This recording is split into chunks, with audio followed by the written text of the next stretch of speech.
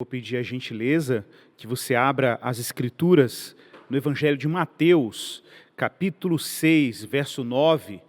Nós leremos aí juntos até o verso 13. Vou repetir a referência. Mateus, capítulo 6, do verso 9 até o verso 13. Quero lembrar aos irmãos que nós estamos numa série muito especial aqui na nossa igreja, chamada A Nossa Fé, em que nós estamos aí abordando basicamente os símbolos de fé que são referências para a fé cristã na maneira como nós a vivemos e a expressamos em nossa comunidade de fé. E nós estamos particularmente num bloco em que a gente está estudando cada trecho da oração do Pai Nosso. E hoje, domingo passado, o pastor Guilherme falou aqui sobre o Pai Nosso que estás nos céus, e hoje eu vou falar sobre o tema, o trecho santificado seja o teu nome. Mateus capítulo 6, verso 9 ao verso 13, que é basicamente a oração do Pai Nosso, diz assim: Portanto, orem assim: Pai nosso que estás nos céus, santificado seja o teu nome. Venha o teu reino, seja feita a tua vontade, assim na terra como no céu. O pão nosso de cada dia nos dá hoje, e perdoa-nos as nossas dívidas, assim como nós também perdoamos aos nossos devedores. E não nos deixe cair em tentação, mas livra-nos do mal, pois teu reino, o poder e a glória para sempre. Amém. Pai, nós pedimos a tua ajuda, porque a tua palavra é santa, tua palavra é consistente, é nela que nós encontramos o registro, preservada a grande revelação de Deus, o Deus que se descortinou, o Deus que se exibiu a nós, na sua majestade, na sua glória, e particularmente na encarnação do seu Filho, Jesus Cristo, o unigênito de Deus, o Filho amado de Deus em quem o Pai se compraz. Pedimos que a tua graça esteja conosco, que o teu Espírito nos encha de inspiração e de condições, ó Pai, que não são nada humanas para comunicar a tua palavra. Ao contrário, pedimos até inclusive, Senhor, que o Senhor nos livre de sermos, ó Pai, algum tipo de, ó Pai, de interferência na comunicação da tua mensagem. Que essa pregação e essa palavra estejam também a serviço da tua glória, Senhor, a serviço da tua majestade. É a nossa oração em Cristo Jesus. Amém.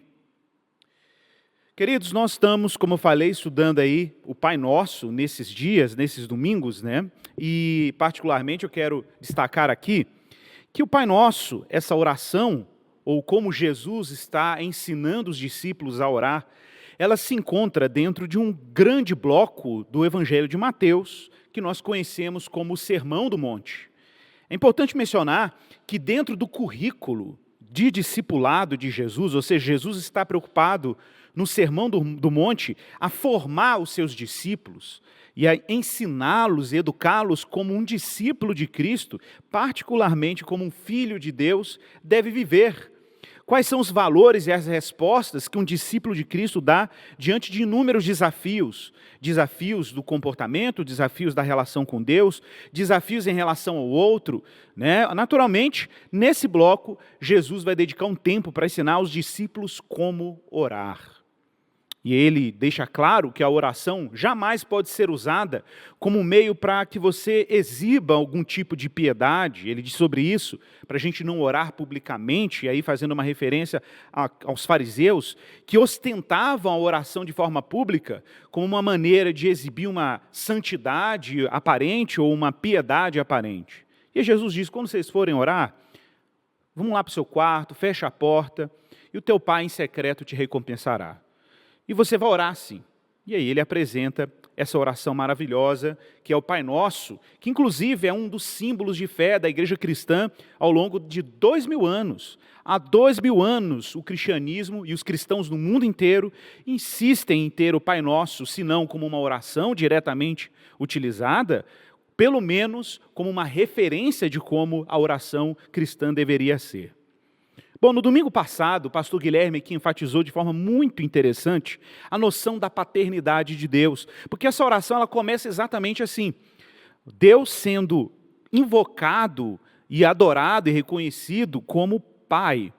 O pastor Guilherme deu muita ênfase sobre a noção de como a nossa relação com Deus, por meio da adoção, é uma relação extraordinária, em que Deus transforma filhos e filhas da ira de Deus em filhos de Deus, e a partir desse lugar, nós somos convidados a estar diante do Senhor. Ele destacou, inclusive, um ponto muito interessante, que é o uso do pronome nosso, como uma referência aí à ideia de que agora o Pai de Jesus também é o nosso Pai. Esse nosso, na oração do Senhor, é um indicador de inclusão, de que Deus, de alguma maneira, está agora tornando os discípulos de Jesus parte dessa família, a família trinitária, em que agora nós podemos nos dirigir com Jesus, né? Com Jesus como Pai. Podemos nos dirigir a Deus nesses termos. Mas é claro que o termo Pai traz uma noção muito profunda de tratamento íntimo, de uma relação próxima, amorosa. Agora nós podemos nos dirigir a esse Deus como Pai. Talvez uma armadilha, né, por trás dessa relação com Deus nesses termos, em que nós chamamos e reconhecemos Ele como nosso Pai, seja, por exemplo, entender que essa expressão seria uma autorização para a gente tratar Deus de uma forma banal, pouco séria, pouco reverente. Mas é óbvio que Jesus já descarta essa possibilidade quando imediatamente depois de dizer Pai Nosso na oração, Ele introduz a noção de que esse Deus, que é nosso Pai, está nos céus. Dizer que Deus está nos céus é reconhecer que Deus é exaltado, é reconhecer que Deus é soberano, Ele está acima de todas as coisas, que Deus é eterno, que Deus Ele é imutável, Ele é estável nas suas decisões e nos seus decretos. Deus não é um Deus que está à mercê de qualquer tipo de interferência por parte dos homens. Ao contrário, Deus está e Ele é firme nos seus decretos eternos, Deus é estável na sua vontade, Ele governa soberanamente sobre todos os poderes. Poderes temporais, poderes da matéria, poderes políticos, não importa as forças, não importa os conluios humanos, não importa as conspirações, os intentos de poder, Deus é nosso Pai e Ele está nos céus. Ele é soberano, Ele é supremo. O fato de nos dirigirmos a Ele como Pai não torna, de alguma maneira, empobrecida a nossa relação de reverência e respeito diante desse Deus majestoso, que a propósito evoca e exige de nós um reconhecimento imediato, depois de reconhecê-lo como Pai que está nos céus. Que reconhecimento é esse? Reconhecer que o nome dele precisa ser santificado. Santificado seja o teu nome. É impressionante como Jesus já nos ensina aqui como orar de uma forma bem objetiva. Toda oração cristã não nasce, não parte da necessidade do cristão. Toda oração, para ser autenticamente cristã, ela não parte, não tem como princípio as minhas demandas e as minhas necessidades. A oração cristã, ela tem um ponto de partida muito objetivo. Nesse caso, a glória e a majestade de Deus. A santidade do nome de Deus. Esse lugar é o ponto de partida da oração de todo cristão. Nenhum cristão deve ousar se dirigir a Deus e apresentar a Ele suas petições sem antes você entrar num estado de reconhecimento e maravilhamento do Deus a quem você está se dirigindo em oração. Toda oração cristã deve começar não por sua necessidade, mas deve começar a partir daí, da glória e da contemplação de quem Deus é. Santificado seja o teu nome. Bom, há uma discussão entre os intérpretes da Bíblia se essa expressão santificado seja o teu nome não seria, digamos, um tipo de aclamação, uma declaração a ser reforçada quanto à santidade de Deus. Há de fato uma pequena discussão se isso aqui não seria uma contradição, afinal de contas, como podemos pedir ou declarar a santificação de Deus, uma vez que Ele é santo, independente das nossas orações? Independente disso, é fato de que nós, como criaturas de Deus e como filhos de Deus, sabemos muito bem que apesar de que, obviamente, Deus é santo, o seu nome é santo, e nós vamos trabalhar cada um desses termos, parece que nem sempre aqueles que se dirigem a Deus como Pai tratam o seu nome com tamanha santidade. Bom, claro que a gente vive numa era, pessoal, que o termo santo é carregado de ruídos. As pessoas falam de santidade quase num tom irônico. A nossa cultura não entende o que significa santidade, ser santo.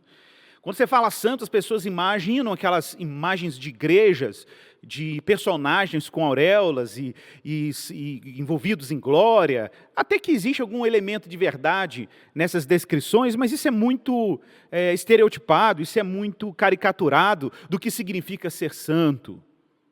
Claro que existem aqueles que gostam de ironizar e alguns até que justificam, né, os seus pecados e os seus comportamentos inadequados com aquela velha afirmação: eu não sou santo. Mas eu quero te convidar aqui a fazer um trabalho de reconstituição. Jesus está usando as palavras aqui, como ele usa nessas orações, dentro de um contexto cultural, linguístico, geográfico e religioso muito específicos. As expressões que Jesus usa no Pai Nosso fazem muito sentido aos ouvidos daqueles que eram familiarizados com essa linguagem na época em que ele ensinou essa oração. Então, meu convite aqui para você é tentar fazer essa reconstituição e recuperar o que realmente significa esse pedaço simples, que parece simples, da oração de Jesus: santificado seja o teu nome. O que significa essa frase de Jesus? Eu sei que você, como cristão, já orou o Pai Nosso muitas vezes, e já ouviu o Pai Nosso muitas vezes, mas o que significa de fato? Olha que interessante: santificado seja o teu nome. Bom, para a gente entender essa expressão simples, que parece simples, nós primeiro precisamos entender o que significa o santificado. Depois nós vamos falar do nome. O que significa santificado? Olha, acima de qualquer coisa, se você está lendo o Antigo Testamento, você já leu o Antigo Testamento, você sabe que a linguagem de santidade, ou a linguagem do termo santo, kadosh, em hebraico, e as suas derivações, não são palavras estranhas à linguagem do Antigo Testamento. Ao contrário, elas são permanentemente presentes em vários textos. Quando você vai para a Torá, para o Pentateuco, o livro dos judeus, aquele livro importante do Antigo Testamento, que são 5 primeiros livros da Bíblia, que os judeus chamam de Torá, a ênfase na santificação é contínua, é permanente. E ela está associada a várias questões importantes. Eventualmente, no Antigo Testamento, nós encontramos o uso da expressão santo, consagrado, são todas derivações da mesma raiz hebraica, associada, por exemplo, a alimentos santos, vestes santas, utensílios santos, sacrifícios, óleo, incenso, pessoas como sacerdotes eram santos ou consagrados ao Senhor, a terra é santa, o santuário é santo. Então veja bem, o tema da santificação, ou o tema da santidade é recorrente, é presente no Antigo Testamento. Mas, no final das contas, o que isso significa? Eu sei que muita gente já ouviu falar aí que santo é separado. Isso também não está incorreto, mas a gente precisa ser um pouco mais claro sobre o que significa isso. Eu gostaria apenas de destacar um trecho bem interessante do livro de Êxodo. Se você quiser abrir sua Bíblia, fique à vontade, senão eu vou ler o texto aqui para você. Êxodo 28, verso 36 até o verso 38. Êxodo 28, do verso 36 ao 38, tem uma instrução de Deus a Moisés sobre a vestimenta e os trajes dos sacerdotes. Para quem não sabe, a cultura de Israel do Antigo Testamento era uma cultura que adorava a Deus e reconhecia e encontrava a glória de Deus em um santuário. No primeiro momento, esse santuário era uma tenda colocada no deserto. Mas eu gostaria muito que você fizesse um exercício de imaginação para entender o que isso significava para o povo de Israel. Um povo que habitava em tendas ao redor desse centro. Imagine isso. Imagine as tendas das 12 tribos de Israel, dessas famílias grandes, reunidas e posicionadas estrategicamente ao redor de um santuário, de uma tenda maior. Uma tenda maior no meio do acampamento das tribos de Israel. E essa tenda maior era o centro de adoração e identidade do povo.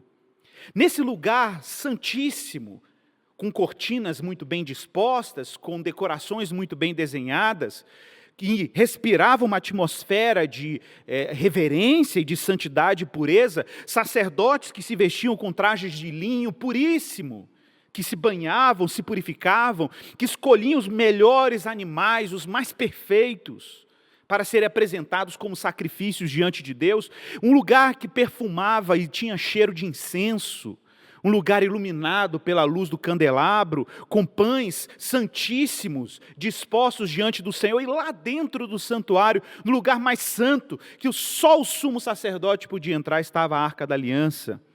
Nessa atmosfera de santidade, nessa atmosfera de pureza, de maravilhamento, reverência, nesse ambiente de assombro diante do Deus que podia eventualmente manifestar sua majestade, a sua glória naquele lugar, Deus escolhera um homem dentre os homens, dentre uma tribo específica, a tribo de Levi, dentro de uma casa específica dessa tribo, um homem chamado Arão e os seus descendentes, que era o chamado sumo sacerdote, ou grande sacerdote, como está no texto hebraico.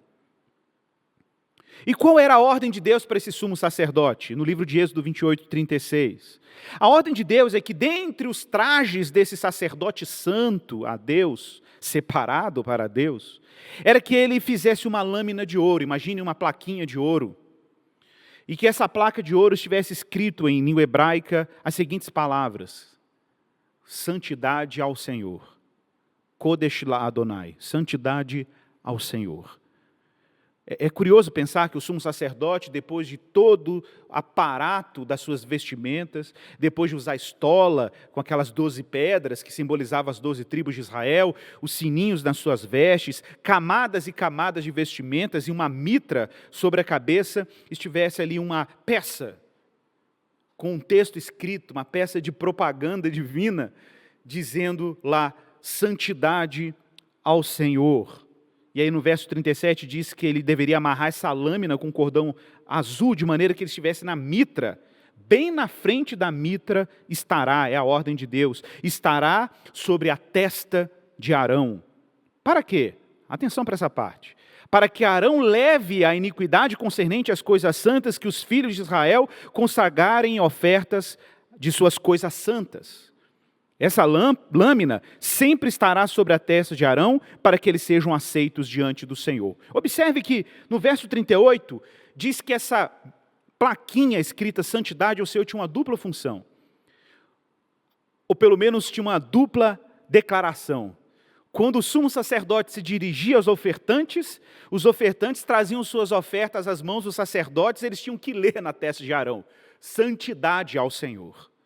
Mas também quando Arão tomava essas ofertas e dirigia-se ao Senhor dentro do santuário, Deus estava sendo proclamado e testemunhado ali diante do sumo sacerdote. O que o sumo sacerdote também dizia para Deus? Santidade ao Senhor.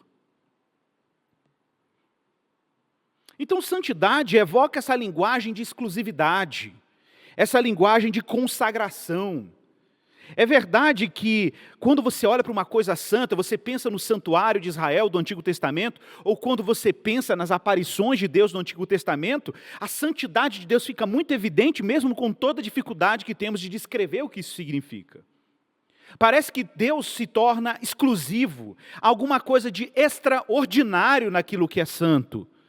É verdade que alimentos são coisas ordinárias, é verdade que pão é uma coisa comum, vestes são coisas comuns, utensílios são coisas comuns. O ouro não é tão comum, mas é algo que está aqui na matéria do dia a dia, o óleo, o incenso, pessoas, a terra, o santuário, uma tenda, tudo isso eram coisas comuns, mas que assumem um caráter extraordinário quando são declarados santos. E por que são extraordinários? Porque eles são exclusivos, são consagrados. Então não tem como não olhar para a imagem de santidade e não pensar num estado de maravilhamento, de beleza, de assombro diante de Deus. Um rabino chamado Abraham Joshua Heschel, muito conhecido, filósofo, inclusive é um dos rabinos dos judeus mais lidos por cristãos no mundo. Abraham Joshua Heschel participou das manifestações pelos direitos civis junto com Martin Luther King, tem as imagens, inclusive, você acha na internet, ele de braço dado com Martin Luther King, ele escreveu vários livros maravilhosos, escreveu Shabat, escreveu Deus em Busca do Homem, e o livro dele, Deus em Busca do Homem, ele costumava descrever a santidade de Deus com essa expressão, ele chamava a santidade de Deus de um assombro radical,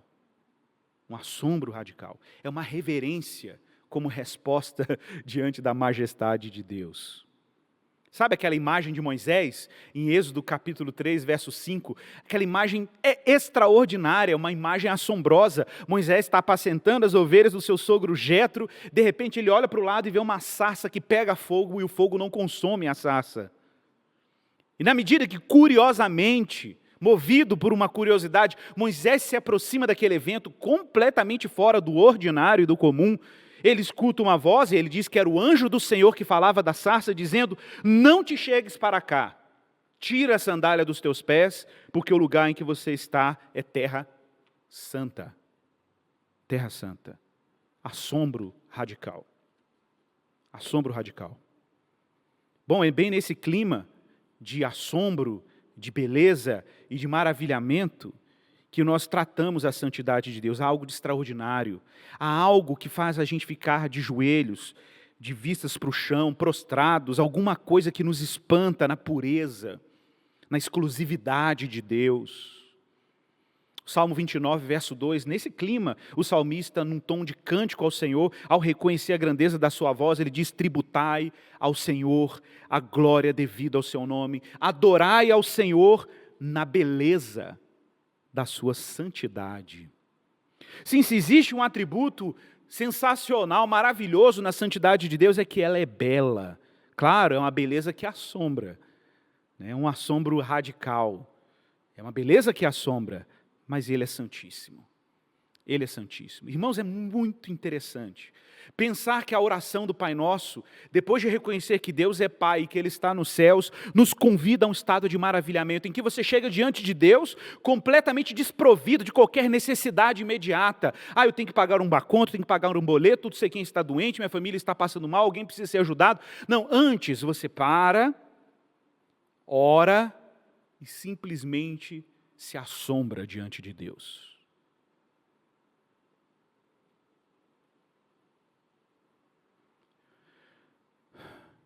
O profeta Isaías, lá no capítulo 6 do seu livro, no verso 1 ao verso 5, descreve uma imagem que eu acho que é um bom exemplar do que significa esse assombro radical que nós chamamos da santidade de Deus. O profeta Isaías, no capítulo 6, verso 1 do seu livro, ele diz que no ano da morte do rei Uzias, ele viu o Senhor. Ai, ai. Gente, veja bem, é um profeta, é um homem cheio do Espírito de Deus, o Espírito de profecia, um homem que era familiarizado simplesmente com Deus, que lhe falava diretamente no poder do Espírito, e ele sabia, era a voz de Deus. É um profeta, um homem escolhido dentre o povo, chamado e consagrado por Deus para ser portador das palavras de Deus e dos oráculos de Deus. Sim, é um profeta que poderia estar ali acostumado com as aparições do Senhor, mas ele disse que viu o Senhor assentado sobre um alto e sublime trono, e as abas de suas vestes enchiam o templo. O que é isso? O que é isso? Agora observe que ele vai descrevendo esse ambiente em que Deus está ali, num templo, num santuário celestial, num trono sublime, alto, elevadíssimo, como o Pai que está nos céus. E no verso 2 diz que os serafins, que eram criaturas espirituais, divinas, que a gente tem até dificuldade de descrevê-las teologicamente, o profeta vê serafins, essas criaturas que são anjos, são humanos, o que é isso? O que são esses seres que estavam por cima de Deus? E cada um tinha 6 asas, com 2 cobriam o rosto, com 2 cobriam os pés, com 2 voavam.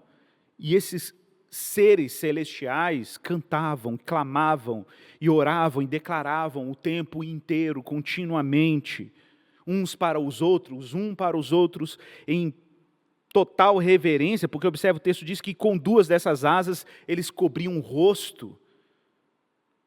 Talvez, a gente pode inferir num ato de total respeito à majestade daquele que se assentava no alto e sublime trono, e eles diziam: Santo, Santo, Santo, dando a ideia de continuidade, de afirmação desse Deus extraordinário, exclusivo, majestoso, é o Senhor dos exércitos e toda a terra está cheia da sua glória. Parece que quando você olha para o santuário de Deus na eternidade, essa é a visão do profeta, parece que existe uma espécie de coreografia, de reconhecimento dessa majestade, uma coreografia que os sacerdotes tentavam reproduzir no tabernáculo, porque é quase como uma espécie de dança, de sincronia entre a dança celestial e o culto celestial e a adoração de Deus no templo terreno. E diz o texto que os umbrais da porta se moviam com a voz do que clamava e o templo se enchia de fumaça. Agora imagine o profeta diante de toda essa cena. Ele olha para toda aquela majestade, aquele assombro, aquele espetáculo da glória de Deus e no verso 5 ele diz: ai de mim, eu estou perdido. É engraçado, né? Porque quando Deus ele decide realmente mostrar a sua majestade, a sua glória, a sua santidade, você percebe que existe beleza, mas a densidade da glória dele é um negócio tão extraordinário que aquilo te assombra, aquilo te coloca num estado de perplexidade, você se vê completamente perdido, é muita informação. Quando Deus decide mostrar a sua glória, e ele diz assim, nitidamente, quando ele está ali despido, completamente transparente, o que são seus segredos, meu irmão? Quais são os nossos segredos diante dessa majestade? Tudo fica patente, tudo fica óbvio, tudo fica despido diante da glória dele. Os nossos hábitos mais secretos, mais ocultos, mais sombrios, tudo fica patente, despido, nítido diante de Deus, quando ele exibe a sua glória. Então ele disse: ai de mim, eu estou perdido, porque eu sou um homem de lábios impuros e habito no meio de um povo de lábios impuros, e os meus olhos viram o Rei. Os meus olhos viram o Rei, o Senhor dos exércitos. Claro, Isaías, depois o texto vai dizer que um desses serafins saem lá da presença de Deus e traz uma tenaz, uma pinça com a brasa viva do altar, toca nos seus lábios e ele purifica os lábios do profeta. Mas mais para frente, lá no capítulo 8, no verso 13, desse mesmo livro, o profeta convoca o povo de Israel à adoração e à santificação do nome de Deus. Olha que interessante, a santificação do nome de Deus. E aí ele diz: ao Senhor dos exércitos, a Ele santificai, seja Ele o vosso temor, seja Ele o vosso espanto. Sim, meus irmãos, nos dirigir a Deus como Pai, por mais íntimo que seja, não descarta essa experiência de maravilhamento, espanto e assombro diante de quem Deus é. Tá, mas nós santificamos algo. Nós declaramos a santidade de algo, nós declaramos a santidade do nome de Deus. Ora, todo mundo que também conhece um pouco mais aí do Antigo Testamento, sabe que o termo nome também é muito recorrente na linguagem da Bíblia hebraica, que era a Bíblia que os discípulos eram familiarizados, e Jesus está fazendo um bom uso de expressões que eram corriqueiras para qualquer judeu dentro dessa tradição, inclusive nas orações judaicas, expressões como santidade e santificação eram recorrentes. Até hoje os judeus usam uma expressão em hebraico, chama Kiddush Hashem, para se referir à santificação do nome, uma ideia de que um judeu deve ser tão leal a Deus ao ponto de sacrificar sua própria vida pela santidade do nome de Deus. Jesus está usando essas terminologias, essa linguagem, e está fazendo uma nova aplicação, porque agora o nome de Deus se revela claramente por meio de Jesus. Qual é o nome de Deus? Deus é Pai. E essa informação é completamente nova. No Antigo Testamento nós tínhamos vestígios dessa noção da paternidade divina, mas Deus como Pai só se torna óbvio quando o Filho de Deus, o unigênito de Deus, é introduzido no mundo. É só quando Ele está aqui no mundo que nós conseguimos enxergar essa paternidade divina. Santificado seja o teu nome. O que é o nome de Deus? No Antigo Testamento fica evidente que o nome não é apenas um substantivo próprio, como nós utilizamos em língua portuguesa. Os nomes no Antigo Testamento são biografias. Sim, o nome de Abraão tinha a ver com Abraão. Inclusive, Abraão em hebraico significa pai de povos. O nome de Isaac tem a ver com Isaac, que a propósito, Isaac quer dizer em hebraico riso, que foi exatamente o que Sara fez quando soube que em velha, já sendo velha, daria à luz a um filho. E isso serve para outros personagens bíblicos do Antigo Testamento. Não é nenhuma novidade para um israelita da época de Jesus que nomes e biografias estavam relacionadas. Até o próprio nome de Jesus quer dizer o Senhor salvará. Yeshua em hebraico, Jesus. Então observe, o nome diz respeito a uma fama, uma narrativa, uma reputação. Por isso que você pode dizer, fulano de tal é uma pessoa de nome, fulano de tal é uma pessoa de bom nome. O que significa? Ela tem boa reputação, um bom respeito. Então dizer santificado seja o teu nome, a gente está dizendo, olha, que a história de Deus e a fama de Deus seja santa e santificada como Ele o é. Por isso é tão glorioso quando nós olhamos para Êxodo capítulo 3, no evento da sarça ardente, e aí Moisés pergunta, qual é o seu nome? Essa pergunta não é corriqueira. Qual é o seu nome? Eu já falei aqui, que eu sou muito favorável à tradução dessa expressão, da maneira como Martinho Lutero colocou na sua Bíblia em alemão, porque ela faz sentido com a expressão em hebraico. Eu serei o que serei. As nossas Bíblias traduzem eu sou o que sou, que não é errado. Mas se você for respeitar um sentido do verbo hebraico imperfeito aí, a ideia é essa mesmo, é uma noção futura, de inacabamento. Deus está dizendo, olha, eu sou o que sou, nesse sentido. Deus, Ele é o que Ele é, mas o que Ele é, na medida que Ele se revela a nós, isso exige tempo. Na medida que o tempo fosse decorrendo, na medida que os grandes atos salvadores de Deus fossem sendo executados, Deus exibiria quem Ele era de fato.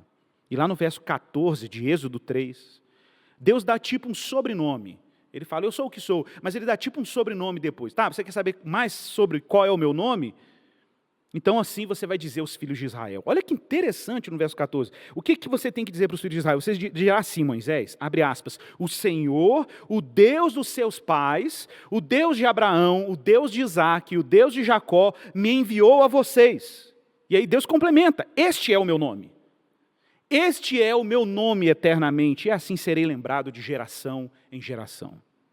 É impressionante pensar que o nome ou a reputação de Deus está associada primeiro a quem Ele é e depois àqueles que o adoram. Gente, isso aqui é sensacional. Tipo, peraí, você está dizendo o quê? Eu estou dizendo que Deus se revela na história. Mas Deus se revela na história de que maneira? Deus se revela na história por meio daqueles que o adoram. Abraão, Isaque, Jacó, José, Maria, você. É por aí que Deus torna o seu nome conhecido. Porque Deus não tem imagem de escultura, mas Ele tem adoradores. As imagens não o representam, mas os adoradores o representam, porque este é o seu nome. Eternamente, é assim que Ele será lembrado de geração em geração. Por isso que Deus se revela a Moisés assim, Ele fala, eu sou o Deus de Abraão, Isaque e Jacó, e Ele continuará sendo Deus de Moisés e de outros, de todos aqueles que são marcados pela sua história e pelo nome de Deus. Mais para frente, Moisés continua nessa busca pelo conhecimento de Deus, lá no capítulo 33 de Êxodo. Moisés sobe pela segunda vez no Monte Horebe para buscar as tábuas da lei. E aí o Senhor diz a Moisés, depois de uma intercessão pelo povo, e ele evoca a Deus, ele pede a glória de Deus, ele pede para ver a glória de Deus, e aí Moisés recebe a seguinte fala de Deus, olha, eu farei também isto que você falou, porque você alcançou o favor, alcançou graça diante de mim. E eu te conheço pelo nome. Olha o que Deus diz para Moisés. Eu te conheço pelo nome, eu conheço a sua história. Eu conheço a sua biografia. Então Moisés disse, então eu vou te pedir um negócio aqui. Que o Senhor me mostre a tua glória. E o Senhor respondeu, olha, eu farei passar diante de ti toda a minha bondade. E olha que detalhe. E também farei passar diante de você e lhe proclamarei o nome do Senhor.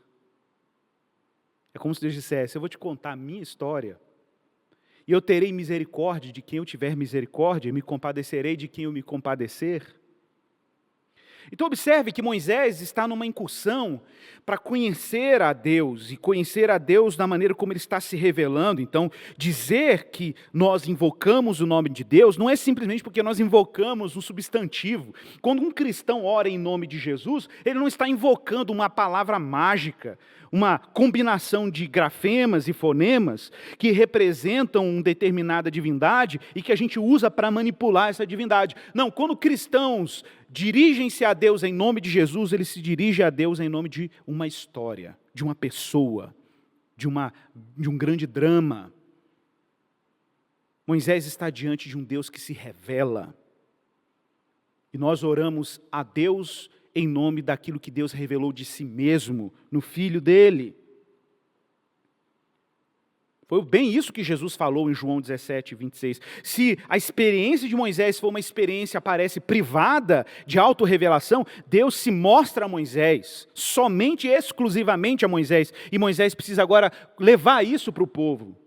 Mas agora Deus se revela a todo homem e a toda mulher de outra maneira.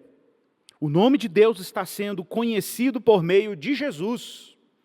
João capítulo 17, na oração sacerdotal de Jesus, no verso 26, olha que interessante. Jesus diz claramente: eu lhes fiz conhecer o teu nome. Eu lhes fiz conhecer o teu nome. E ainda o farei conhecer. Com qual finalidade? A fim de que o amor com que me amaste esteja neles, e eu neles esteja.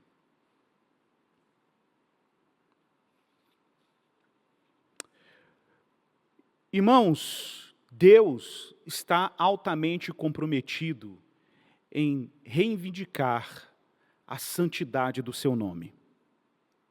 Deus está altamente comprometido em recuperar a glória do seu nome. Se a santidade de Deus é testemunhada por aqueles que o adoram, se no tempo e no espaço Deus está testemunhando e anunciando a santidade e a exclusividade da sua história por meio daqueles que o adoram, o cultuam e o servem e se maravilham com ele, existem más testemunhas desse nome. Como é difícil, muitas vezes, para nós que estamos aqui pela graça de Deus, nos esforçando para viver cristianismo autêntico e fé evangélica autêntica. Como é difícil, às vezes, para nós que queremos viver Jesus seriamente, defendermos diante de tanta gente que faz mau uso do nome de Deus, que instrumentaliza o nome de Deus para lucro próprio, para poder religioso, para poder manipular pessoas, manipular a boa-fé das pessoas, para enriquecer a custa das pessoas. Como é difícil para nós lutarmos pela santidade do nome de Deus no mundo em que as pessoas brincam com este nome, como se fosse um adesivo de carro, fosse uma coisa banal. Como é difícil, meus irmãos. Como é difícil. Mas Deus está comprometido. Deus está comprometido em requerer a santidade do seu nome. Abra sua Bíblia aí comigo. Prometo que esse é o último texto que você vai precisar abrir hoje. Ezequiel capítulo 36, verso 16. Esse eu gostaria mesmo que você abrisse a Bíblia comigo, porque eu vou explicar para vocês alguns pontos desse texto. Olha, observe como que a gente fala da santidade de Deus, nós temos que ir sempre para a experiência dos profetas. Nós somos em Moisés, nós somos em Isaías, e agora nós estamos em Ezequiel. Lembre-se, Jesus está dando uma aula para os discípulos. O Pai Nosso é um trecho do Sermão do Monte. Jesus está educando os discípulos, o que significa ser um discípulo dele, um aluno dele. Agora nós estamos aqui no profeta Ezequiel, e observem como essa expressão santificado seja o teu nome, tem alguma relação de fato com Ezequiel. É impossível para um judeu da época de Jesus ouvir Jesus falando, santificado seja o teu nome, e não lembrar de Ezequiel 36. Ezequiel 36, verso 16. O profeta Ezequiel ouve a voz de Deus e a palavra do Senhor para ele dizendo, olha aí, verso 16, filho do homem, quando os da casa de Israel moravam na tua terra, e eles a contaminaram com os seus caminhos e as suas ações, aos meus olhos o caminho deles era como a impureza da menstruação. Por isso eu derramei o meu furor sobre eles, por causa do sangue que derramaram sobre a terra, e por causa dos seus ídolos com que a contaminaram. Porque é evidente, se você quer profanar o nome de Deus, seja idólatra. A idolatria é a forma mais eficiente de tentar profanar o nome de Deus. Ela é uma contradição à própria natureza de Deus, que não pode ser moldada ou representada por um ídolo, e nem confundido com ídolos, ou ser dividido em culto e adoração a outra coisa que não Ele mesmo. E aí Deus diz claramente no verso 19, lembrando que Ezequiel é um profeta do exílio na Babilônia. Ele está na Babilônia, junto do rio Quebar, como diz lá no início do livro dele. E no verso 19 diz que Deus julgou Israel e diz que Ele os dispersou entre as nações, espalhou os israelitas entre as nações, o povo sacerdotal que deveria fazer como Arão, carregar a santidade do nome do Senhor, foi disperso entre as nações e foram espalhados por outras terras, segundo os seus caminhos. Olha o que o texto diz: segundo os seus caminhos e segundo as suas ações eu os castiguei. Então, qual era o problema do povo israelita disperso entre as nações? É que eles já estavam sendo julgados pelo mau uso do nome de Deus e por causa da idolatria. Mas algo pior estava acontecendo agora, quando eles foram dispersos. Verso 20. Quando esses judeus, esses israelitas, chegaram às nações pagãs, para onde foram, o que eles fizeram lá? Profanaram o meu santo nome. Pois dele se dizia, olha o que se dizia do povo lá entre as nações: esse é o povo do Senhor, mas eles tiveram que sair da terra deles. Verso 21, o próprio Deus dizendo: mas eu tratei de proteger o meu santo nome. Na revista atualizada, as versões antigas dizem: eu reivindicarei a santidade do meu nome, que a casa de Israel profanou entre as nações para onde foi. Deus tinha uma história santa, Deus tinha uma história extraordinária. Deus tirou o povo do Egito, colocou numa terra que mana leite e mel, e agora Deus abandona esse povo. E aí Deus diz assim: então tá, eu vou tratar de proteger o meu santo nome, que a casa de Israel profanou entre as nações para onde foi. E aí você tem que se perguntar: mas como Deus vai fazer isso? Portanto, diga à casa de Israel, verso 22, assim diz o Senhor Deus: não é por causa de vocês que eu faço isto, ó casa de Israel, mas é pelo meu santo nome que vocês profanaram entre as nações para onde foram.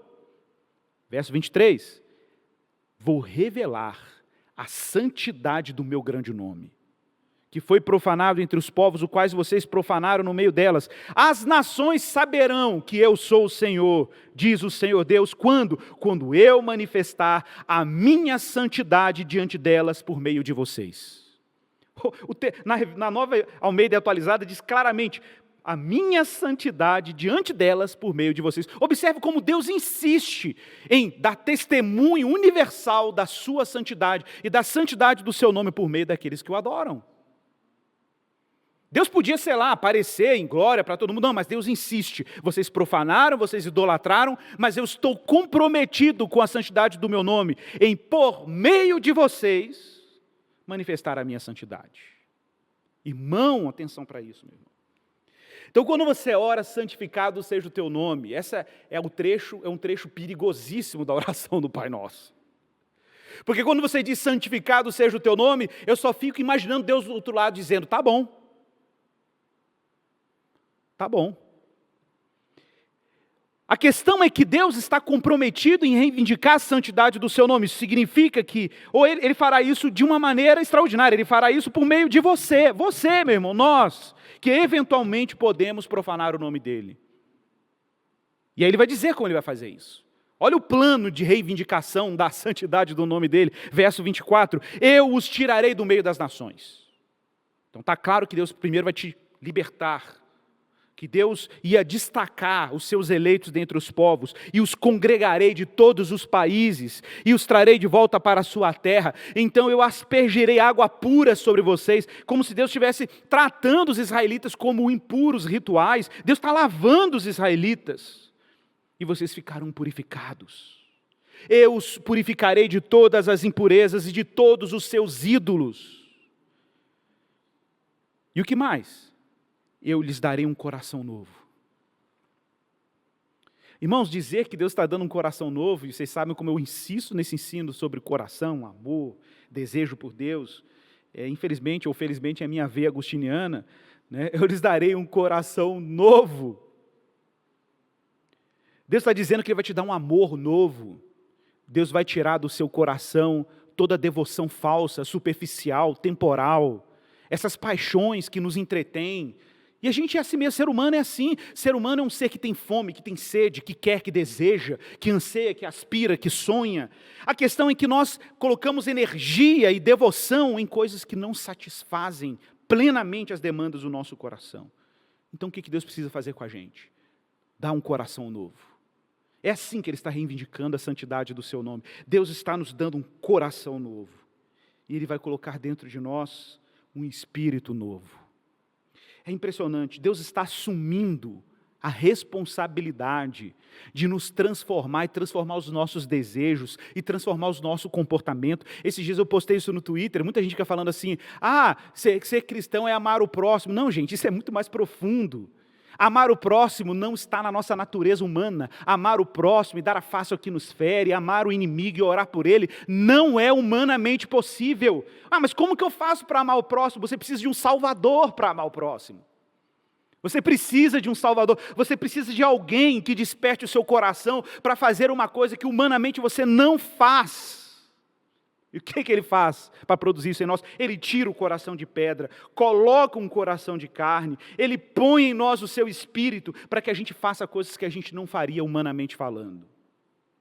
Verso 27, Deus assume isso, e Ele fala, porei dentro de vocês o meu espírito. Você entendeu por que Deus te deu o Espírito Santo, meu irmão? Deus colocou dentro de nós o seu espírito, para quê?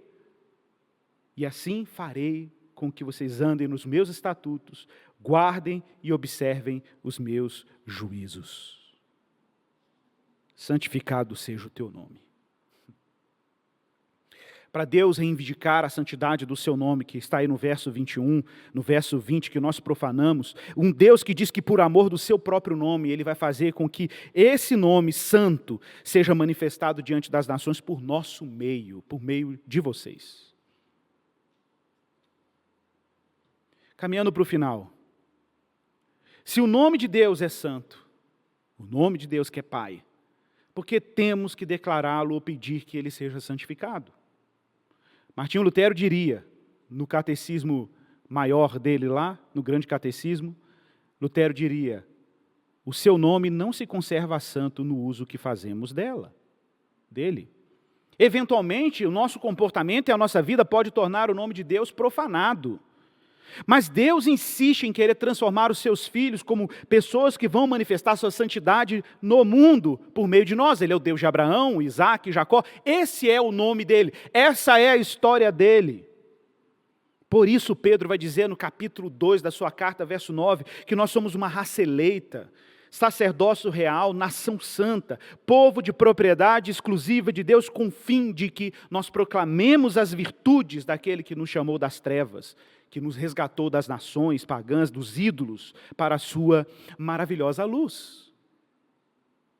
Então nós santificamos o nome de Deus, partindo nas nossas orações, em primeiro lugar, não das nossas demandas, das nossas necessidades, não daquilo que ocupa o nosso coração, mas nós começamos a oração cristã primeiro nos maravilhando com a majestade dEle, com a santidade, com a glória dEle.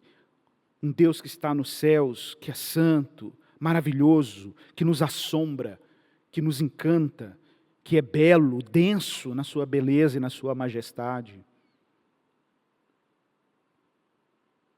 Nós santificamos o nome de Deus quando nós respondemos ao discipulado de Jesus. O chamado de Jesus, como diz Bonhoeffer, esse chamado que custa tudo. E quando você olha para o tudo que custou o seu chamado, você observa e compara com Cristo, você vê que o tudo era nada. Não há melancolia nas nossas renúncias, porque o que nós renunciamos não é nada comparado ao bem que está diante de nós. Nós santificamos o nome de Deus quando a história de Deus, o nome de Deus, afeta a nossa história. Nós santificamos o nome de Deus quando nos tornamos propriedade de Deus. É isso que significa ser santo, é que Deus se apropriou e tornou o ordinário extraordinário. A minha vida não é mais minha. Como diz o nosso credo aqui da igreja, nós não pertenço a mim mesmo. Quando chamamos Deus e nos relacionamos com Deus como Pai, nós santificamos o nome de Deus.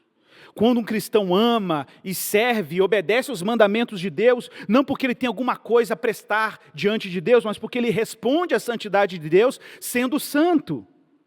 Quando um cristão ama e serve, quando um cristão evangeliza, anuncia, discipula, leva esperança aos desesperados, quando um cristão é íntegro, quando a sua vida é inteiramente afetada por essa realidade.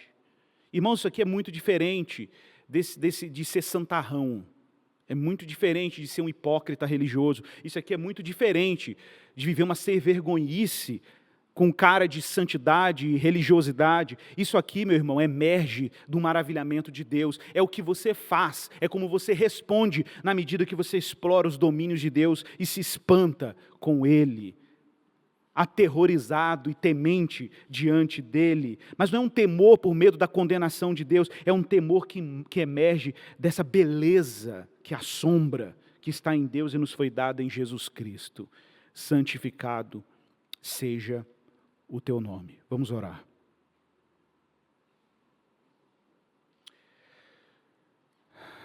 Senhor, nós estamos aqui diante de Ti,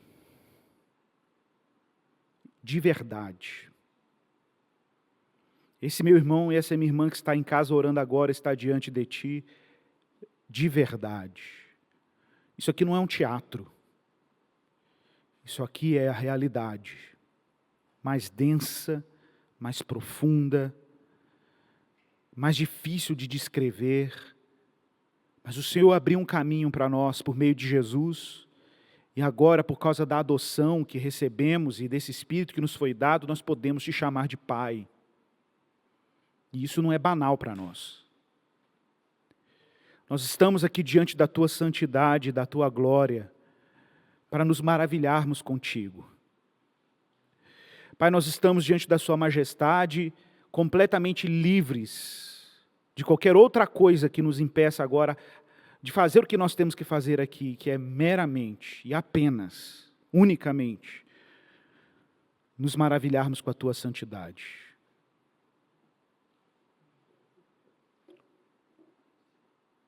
Santidade que aterrorizou profetas. Majestade que colocou homens e mulheres prostrados. Majestade que foi embelezada com aquela coreografia do tabernáculo. A majestade de Deus que se fez presente entre nós em Jesus Cristo. Santificado seja o Teu nome, Senhor. Sim, Deus, é na medida que nós nos encantamos contigo e que somos aterrorizados com a Tua beleza e que o Teu temor toma conta dos nossos corações, que respondemos à convocação de Deus de santificarmos o Teu nome na nossa vida e que a nossa vida seja a plataforma por onde o Senhor deseja dar testemunho da Tua glória entre as nações. Esse é o Teu nome, Deus de Abraão, Isaque e Jacó. Este é o Teu nome que nos foi revelado em Jesus Cristo, e sim, é nele que nós podemos te chamar de Pai. Deus, que a Tua igreja viva, experimente, se maravilhe, se encante, que os Teus filhos hoje tirem esse domingo apenas para se maravilhar, pensarem menos em si mesmo e olharem para Ti e apenas declarar a Tua majestade. Hoje, Pai, nós só queremos ouvir, falar e declarar e afirmar quem Tu és. É verdade que nós temos dilemas, temos desafios, temos coisas a fazer, contas a pagar, preocupações e ocupações, mas esse é o momento em que antes de pedirmos qualquer coisa a Ti, nós só queremos estar aqui, diante da Tua santidade, diante desse Deus extraordinário, separado, exclusivo, grandioso, maravilhoso, que espantou profetas, que confundiu profetas, que colocou Moisés em espanto, com joelhos que tremiam, como diz o profeta, como diz o livro de Hebreus, com joelhos trôpegos, cambaleando, porque a Tua majestade nos coloca assim, esmagados, humilhados, mas ao mesmo tempo maravilhados, embriagados dessa glória e dessa majestade que pertencem a Ti. Então que a nossa vida seja um testemunho disso, Pai, na nossa rotina, no nosso dia a dia, como lidamos com as pessoas, como amamos os nossos filhos, como servimos os nossos vizinhos, como estendemos a mão àquele que tem carência, àquele que precisa de ajuda. Pai, que tudo seja marcado pelo Teu nome e pela Tua história. É a nossa oração. É a oração da Igreja de Jesus. Amém e amém.